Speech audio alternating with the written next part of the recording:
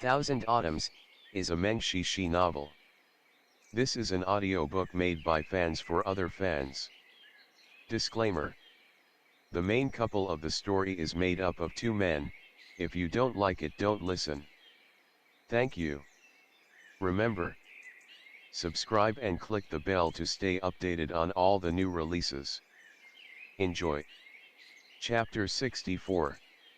Shen Qiao stopped. The other party didn't advance either.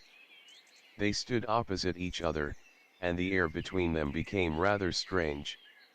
Shen Qiao had already seen the same kind of green glowing eyes on the other monkey earlier, so he wasn't very surprised to see them again. He just felt a little strange. Why were there so many monkeys in such an ancient ruin which had been desolate and sealed up for many years? Were they really able to live here for hundreds of years without any food or water? Seeing that Shen Qiao made no moves and showed no signs of impatience, the owner of the pair of green eyes couldn't hold back anymore. The green glow flashed and then disappeared, and everything once again returned to darkness. Even the stink of blood quickly faded in the air. Did it really leave this easily? The stairs ran deep. As Shen Qiao groped his way through, he discovered that there were decorative patterns carved on the walls on both sides of the stairs. Apparently, this place once belonged to a bustling city. However, after Lulan annexed Ruoqiang, the country completely disappeared from historical records, together with its people and countless treasures. Perhaps Lulan took everything with them, or perhaps they just passed into oblivion. In any case, not a word about them was heard again in the ever-flowing river of history. Shen Qiao climbed down the stairs step by step, carrying Yan Wushi on his back. The darkness reaching far out into the emptiness seemed to slow each step infinitely. Yan Wushi's breaths hovered next to Shen Qiao's ears, sounding a bit heavy because he was injured and was unable to repress them. The faint heat they brought, and the sound of the grieving celestial sword as Shen Qiao tapped it on the ground scanning for the path, all of these trivial details seemed to give Shen Qiao the illusion of an endless road. If there is no end to it, then why not stop and rest? We won't be able to leave no matter how far we walk. Suddenly, he felt a sharp, cold sting on his nape. Yan Wushi had touched him with his hand, and it made Shen Qiao shudder involuntarily. The place was so poorly ventilated for so long that it was inevitable for people to feel stuffy after staying here for a long time. Their thoughts would become sluggish, and therefore it was easy for them to feel muddle-headed as well. Shen Qiao was too busy thinking about that monkey just now that he failed to notice this and almost fell for the same trick. "Thanks," he said. Yan Wushi did not reply. Shen Qiao was used to it. The inner qi in Yan Wushi's body was in disorder. The person could hardly control himself and was constantly switching between his several personalities. The current one probably didn't like to talk. The two walked a little further. Suddenly, Shen Qiao felt that the stairs underneath him had disappeared, the walls on the sides gone as well. He was now stepping on flat ground. However, the current situation only made them more uncomfortable, because they could not guess how large this empty area was or whether there would be traps taking them by surprise from below. A sword was approaching Shen Qiao's face soundlessly. In the darkness, even its cold body, which used to shine like chilly water, had lost its luster. But Shen Qiao had stayed in the dark for a long time. He was used to listening to everything with his ears, and his ears were exceptionally sharp. The tip of that sword was still an inch away from his eyes, but he had already jumped off the ground and started moving backwards rapidly, holding his sword across his chest. With a loud clang of metals, the other party's tempestuous attack was completely dissolved by this simple action. "What kind of demons are you? Tell me your name." Before Shen Qiao could speak, the other party had asked first. Feeling slightly awkward, Shen Qiao challenged back, then please inform me of your name first. This time, the other person actually recognized his voice and asked, is it Daoist priest Shen? And you are? I'm Chu Ping. I came together with the Lord. Chen Gong had brought more than a dozen people with him. Besides those like Murong Qin whom Shen Qiao was already acquainted with, he had close to no interactions with the rest of the team. Shen Qiao admitted, and then asked, where's Chen Gong? Chu Ping said, they're in front of us. A monkey-like monster took away 2 of our men just now, so I thought you were. Please excuse me, and follow me this way. His voice still sounded a bit shaky, and he was panting as he spoke. The person clearly had just finished a tough fight. Are there any traps around this place? Not that I know of. This place should be a terrace, and there's a turn right at the front. Lord and the others are just around the corner. Shen Qiao followed Chu Ping and used the sound of the latter's footsteps to determine the direction they were heading. A moment later, he heard someone ask, who is it? Chu Ping answered, it's me, Patriarch Murong. I've found Daoist priest Shen. Murong Qin's voice sounded a little tense, hurry up and come over. Chu Ping became nervous as well. What's wrong? Did the monkey come again? Murong Qin did not speak. Soon, they heard a light screech in the dark, and there was a small flame in his hand. By the firelight, Shen Qiao saw that there were other people standing next to Murong Qin. But, the group seemed to have decreased in number compared to when they first arrived. After seeing that it was Shen Qiao who had come, Chen Gong looked much more relaxed. I'm glad you two are safe. What happened? Shen Qiao asked. The storm blew away the sand that covered the deep pit, so we fell down the hole which turned out to be connected to the ancient city of Ruoqiang. However, this place is quite large. Since our men were separated by the fall, it took us some time to bring everyone back together. Where should we go now? Surprisingly, Chen Gong answered each of his questions. My men did a quick scouting around just now. If I have guessed correctly, our current location is still within the original city wall. Jade Sistant grows under the ground, and therefore we must find the passage leading to the underground portion of the city and proceed further from there. Shen Qiao said, this city has been buried by the sand for hundreds of years. Even if there once was a passage, it has probably been blocked by now. We may not even be able to find it before we run out of supplies. Chen Gong said, you may rest assured. I happened to see a cartography sketch of Ruoqiang before I came and have some idea of where the passage may be. Back then, the Ruoqiang people built an altar on the north side of the royal city. The passage should be right below the altar, so all we have to do right now is find that altar in the north. He then continued, there are some monsters down here. I'm sure you've seen them on your way over. Probably some kind of monkeys that live around this place. They have sharp ears and eyes and are used to living in the dark, and their speed is very much comparable to that of a martial artist. We need to be careful and not make the same mistake again. He wasn't just talking to Shen Qiao, but more to those subordinates accompanying him. Perhaps because they had just lost a few members due to some reason or another, everyone agreed in chorus right away. Then, with Murong Qin leading the way, they all followed the spark in his hand and proceeded. Since they had more people now, everyone seemed to be much more relieved, feeling that they had at least someone to depend on. Especially after Shen Qiao joined, ever since they had witnessed with their own eyes in the capital city of Tuyuhan how Shen Qiao was capable of fighting against Douyinshan and Yuai by himself yet showed no sign of disadvantages. They all had already placed Shen Qiao among the first-rate martial experts in their minds. Not many knew about Kunyi's death at this time. Once that news spread out, nobody would probably dare to look down at Shen Qiao anymore. This was just how materialistic the pugilistic world was. Underneath the lofty ideals and noble swords laid the same set of worldly principles: the survival of the fittest and the admiration to those who were strong.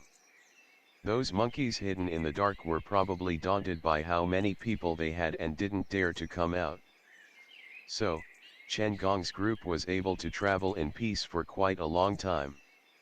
Since Ruoqiang was only a small country even before its destruction, it was reasonable to conclude that its capital would not be very large either. The distance they had traveled should be more than enough for them to go from the south part of the city all the way north. They all had doubts, but due to the gap between their social statuses, no one dared to question Chen Gong. Only Shen Qiao asked, "How long do we still need to go?" Chen Gong was also somewhat uncertain. After all, what he saw inside the imperial palace of Qi was only a fragment of the cartograph passed down from the Han dynasty. "We should be close now," he said. However, as soon as he finished, someone in their group suddenly shouted in a low voice, "Sixth young master is missing." Another cry followed immediately after, "What is this?" In order to save the fire sticks, Murong Qin was the only person in the group who had one lit. Before he was able to pass the fire stick over, someone was already fumbling in their pockets in panic, hoping to find another one to light up. But because he was too nervous, his hand trembled and the fire stick dropped right on the ground. Murong Qin hurried over. The small fire lit up the ground, and they immediately saw a hairy spider on the fire stick that they had just dropped. It was dark gray all over, and its body, not including the legs, was already close to the size of a grown man's palm. On its back were 3 white stripes that looked like a person's face with closed eyes. Once the spider started to move, the eyes would open, as if they were blinking. The people had never seen anything creepy like this. They were not afraid, but all of them did feel their hair standing on end and they felt utterly nauseous. Some of them couldn't stand it anymore and swung their swords at the spider, cutting it right in half. However, more baby spiders instantly swarmed out of its abdomen and started crawling towards their feet one after another. "Sixth young master! It's the 6th young master!" Another person lit up a fire stick. As the light flickered and hovered to the ground further away, they immediately saw a corpse lying over there. They still recognized the clothes it was wearing, but the body was so completely dried up that the skin was wrapped tightly around its bones, looking quite gruesome. "Don't let these get close to us," Murong Qin shouted in a stern voice. He drew out his sword as he spoke, and with a few swift flashes of sword lights, he killed all the spiders that were coming towards him and Chen Gong. But the others were not as lucky. The baby spiders moved at an extremely fast speed. They climbed up along people's feet and trouser legs and went through every slit they could find. As soon as they touched warm human skin, they would immediately inject venom and paralyze their prey.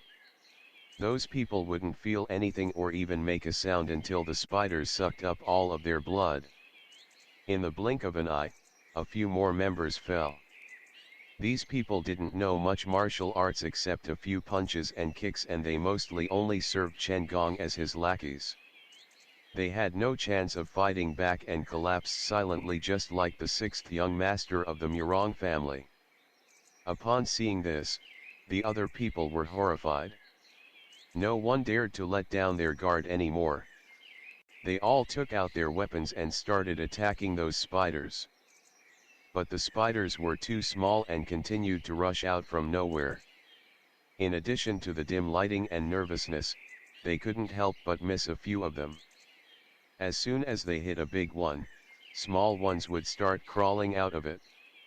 The number of spiders simply looked endless and impossible to defend against. All except for where Shen Qiao was, Shrouded by the sword light of the grieving celestial sword, not even one spider was able to get close. He shielded Yan Wushi behind him, and the sword light tightly surrounded them, not letting a single drop of water through. It was like a silver waterfall against the darkness, so bright and dazzling that it was hard for people to look away. The spiders tended to impose upon the weak but feared the strong. As soon as they realized that they couldn't get close to Shen Qiao, they immediately turned around and rushed towards the others. Chen Gong scolded his men angrily, "Who told you to stab them on the abdomen? Just set a fire and burn them all."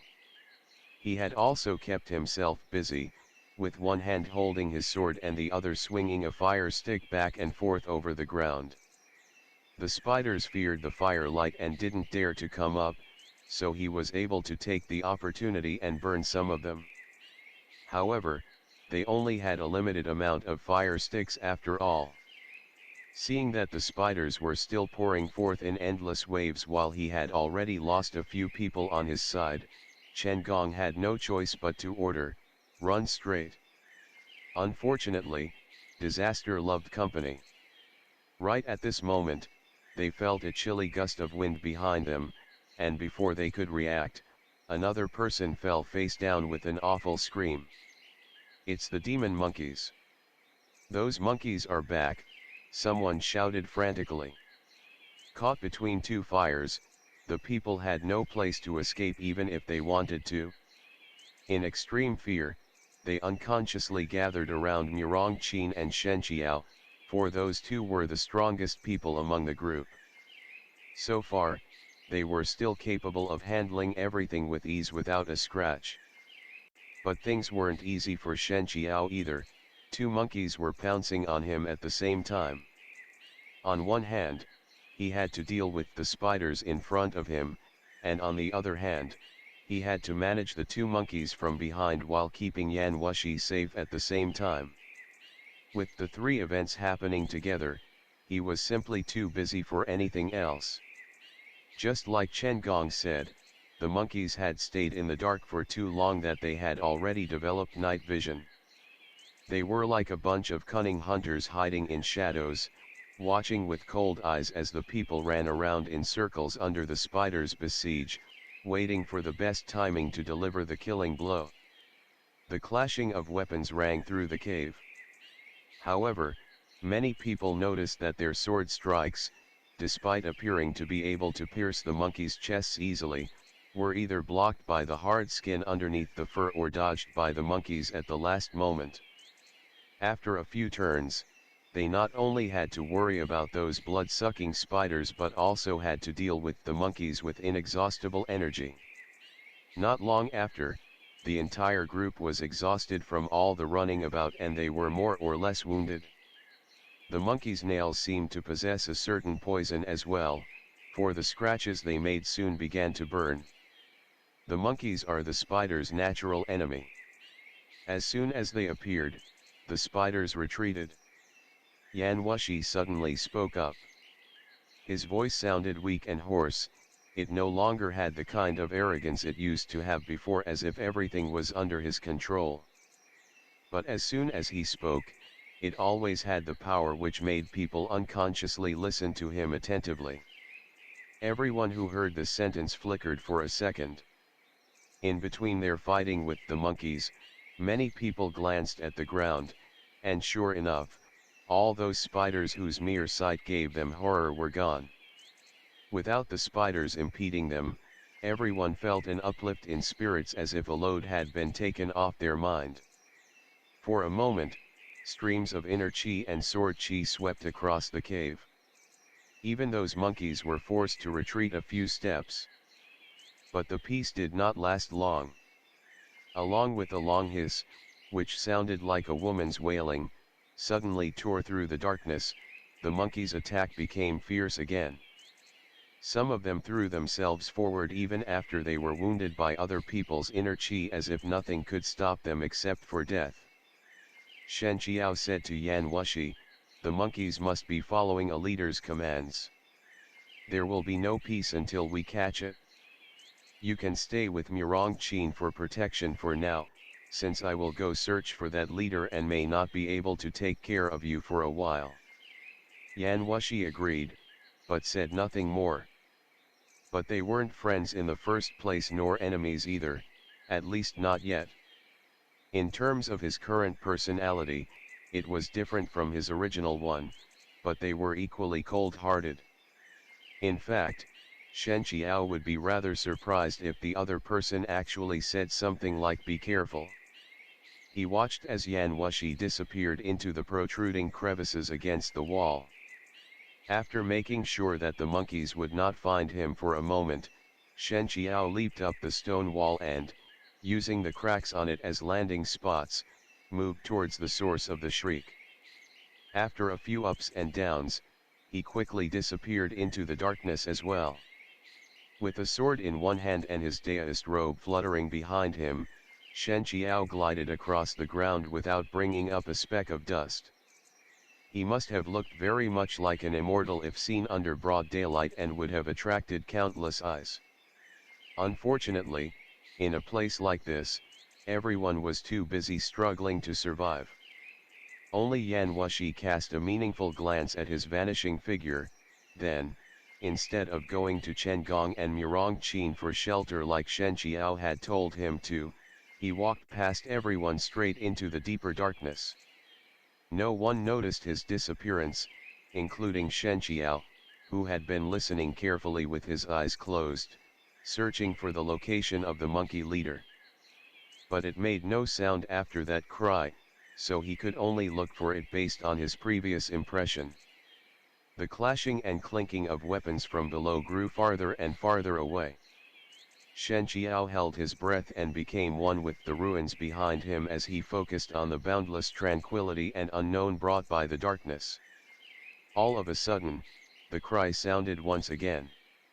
It was long and wistful at first, then it suddenly changed to a sharp note, something like a bugle or signal that made the monkey group below start attacking Chen Gong and his group frantically again.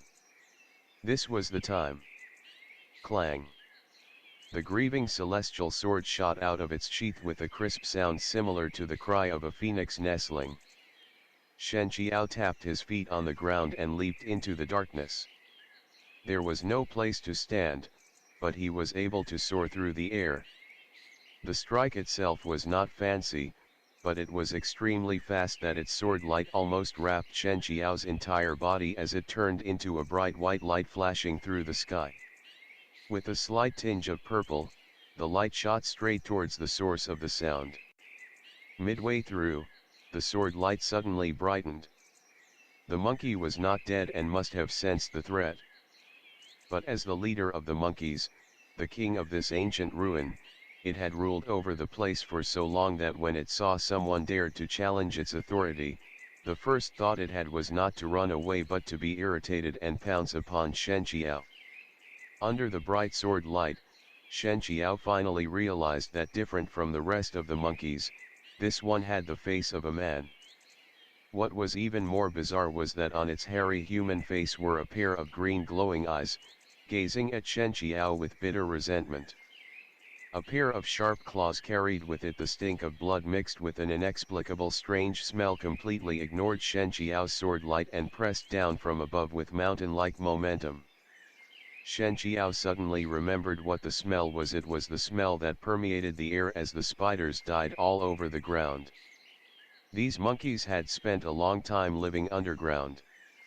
Without other food sources, they must have fed on the spiders and therefore gradually became the spiders' natural enemies over time. This was why the spiders all fled as soon as the monkeys appeared. But with so many people appearing all of a sudden, to the monkeys it was like finding a lot of extra food. They were naturally attracted and started pursuing after them relentlessly. The monkey didn't know how powerful the sword light was.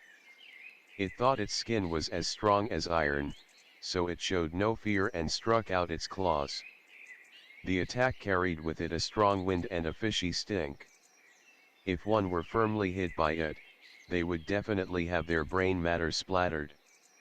The two crossed paths, the inner chi wrapped around the sword light pierced right through the skin on the monkey's chest, and the tip of the sword was an inch into the flesh. The monkey leader was both shocked and furious. It immediately made a shrill cry. Upon hearing it, all of the monkeys surrounding Chen Gong's party abandoned their original target and, bouncing a few times on the wall, turned straight to Shen Qiao. These monkeys not only had powerful attacks and crisp movements, their skin was also hard as iron. Normal weapons couldn't even cut through it. Even the grieving celestial sword could only hurt them when infused with inner chi. If they were to fight one-on-one, Shen Qiao wouldn't have any concerns. But if 10 or more were to hop on him at the same time, it would be too much to take even for a grandmaster level martial artist like Zen Master Switting. He immediately withdrew his sword and retreated. However, since Shen Qiao had injured the monkey leader, it refused to let him leave so easily. Not only did it throw itself towards Shen Qiao, it also ordered the rest of the pack to encircle him. Seeing that all of the monkeys were lured away by Shen Qiao, Murong Qin quickly said to Chen Gong, "Lord, we better hurry and leave now." But Chen Gong refused. "No. Go help him." Murong Qin was slightly surprised. "My lord," Chen Gong said with a frown, "we're on the same boat right now. Shen Qiao can be a lot of help to us. We should help him as much as we can." After he finished, he carried his sword and jumped up first. Murong Qin and the rest had no choice but to grit their teeth and follow. However, the monkey chief had a very strong enmity towards Shen Qiao for hurting it that it could think about nothing else except for tearing this human apart. Other monkeys, under the might of their leader, were no longer in the mood to fight with Chen Gong's group. They all rushed towards Shen Qiao. In fact, the appearance of Chen Gong and his men only made them even more crazy and irritable. They were so dauntless and unstoppable that even Chen Gong carelessly got a cut on his arm so deep that one could almost see the bone underneath. Upon seeing this, Murong Qin called out anxiously, "Lord." He was busy applying medicine on Chen Gong while the others shrank back in fear after seeing what happened. Shen Qiao had no connections with them. Even though he was now trapped because he wanted to capture the monkey leader first, it happened to solve their crisis at the same time. Murong Qin lowered his voice and said to Chen Gong, "There's no time to lose, my lord. We need to hurry and leave now. If these demon monkeys kill Shen Qiao, they'll immediately turn to us and it will be too late." After a moment of silence, Chen Gong finally made his decision. "Withdraw." Before he left, he turned around and glanced for the last time, surrounded by the monkeys' frantic, spine-chilling roars. The few bands of sword light seemed fierce but lonely. It was hard to say how much longer they could hold up. Chen Gong turned back and left with Murong Qin and the others without hesitation. Shen Qiao killed 2 monkeys, and he indeed started to feel tired. After all, his martial power hadn't recovered to its full bloom yet, not to mention that these monkeys threw themselves at the sword chi one after another as if they were out of their minds. However, the sword chi was not endless. As Shen Qiao's sword made a long cut on one of the monkey's chests, the monkey's blood splashed onto his face, immediately hitting him with its disgusting stink. Even Shen Qiao couldn't help but pause slightly. While the other monkeys were attacking Shen Qiao, the leader had been waiting patiently on the side for an opportunity. Now, it finally spotted its chance. With a thundering roar, it pounced on Shen Qiao and locked him in its arms while knocking him backward. Shen Qiao was tightly embraced by it. Unable to free himself, he couldn't help but fall backwards uncontrollably. The next second, he lost his footing and fell into a deep hole. Right at this moment, the monkey leader released him. Taking the advantage that the other monkeys were pulling it by its tail, it knocked Shen Qiao into the deep pit angrily. Then it howled loudly as if it was celebrating its victory. Bearing Shen Qiao's weight, the grieving celestial sword left a trace of sparks on the stone wall, but Shen Qiao was still unable to stop himself from falling farther. This place was like a real abyss, no one knew how long it would take to hit the bottom. Shen Qiao's arm was getting sore, every wound on him was hurting. He had gotten them while fighting with the pack of monkeys, and now they were burning extremely painfully. Shen Qiao looked down. There was a faint red glow down there. He couldn't tell what it was. He couldn't feel his arm anymore. With momentary carelessness, the grieving celestial sword missed the wall and he immediately started to drop, but as soon as he felt himself falling, someone had already firmly grabbed him by the other arm. Shen Qiao raised his head and saw that Yan Wushi had suddenly appeared out of nowhere. In order to catch Shen Qiao, he had extended his entire upper body over the edge.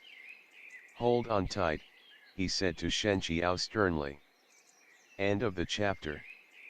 Stay tuned for more BL.